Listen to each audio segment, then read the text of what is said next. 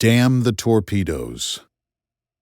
The immortal phrase inscribed on the warship's superstructure was nearly impossible to read through the inky darkness as it rose with a cresting wave.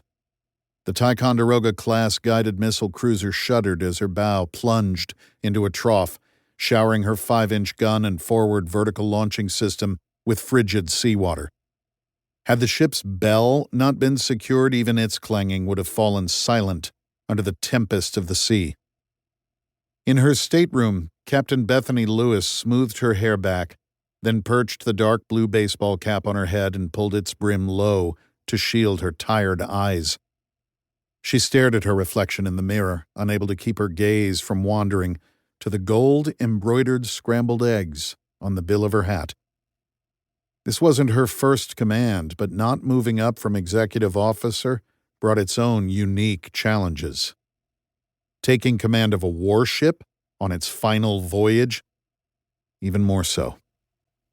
She took a deep breath and scanned down the length of the mirror, inspecting her uniform before leaving her sea cabin.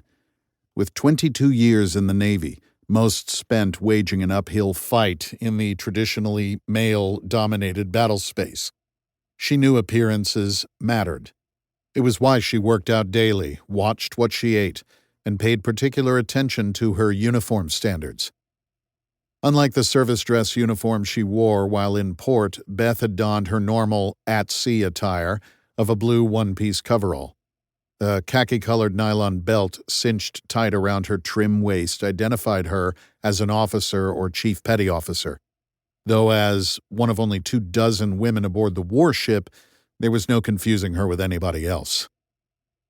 "You are the captain," she said, as much a pep talk as a reminder of the burden she carried. The newly pinned and matching silver eagles, whose heads pointed forward, adorned her collars and stood vigil on either side of the lump in her throat. After 2 decades in the naval service, Beth had finally made it to the pinnacle of her surface warfare career. There was a knock on her door, and she cleared away the lump before speaking. "Enter." The door opened, and Master Chief Ben Ivy stuck his head through the crack, blocking out the dim red glow from the passageway beyond. "Ready, ma'am?" Beth reached up and flipped the switch to extinguish the fluorescent light over the mirror. She turned for the door, and her momentary hesitation vanished. "Let's go." Master Chief Ivy was a large man with ebony skin who glided through the passageway like a phantom. His size 13 steel-toed boots placed quietly and deftly on the polymeric resin-coated deck as he listed with the gentle rolling of the ship. His quiet demeanor had earned him a solid reputation among the ship's sailors, but his unyielding loyalty to their new captain had earned him her respect.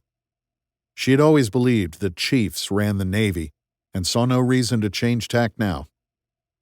Master Chief led the way, simultaneously ducking while stepping over knee knockers.